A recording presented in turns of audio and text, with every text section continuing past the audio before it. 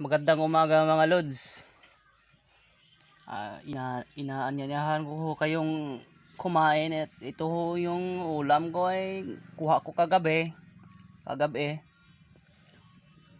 Ito muna yung mga seashells yung inuuna ko. Kasi yung mga isda nasa ref kasi siyempre marami pa tayong ulam.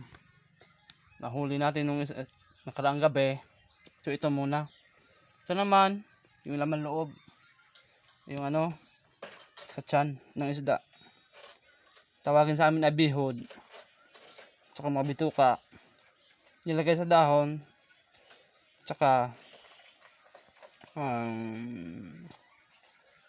kumbaga isugba. Sarap to. Tinimplahan.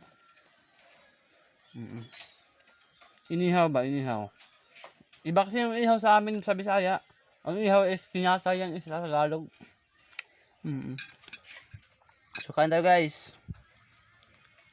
Saang. Thank you. Abangan na sa susunod.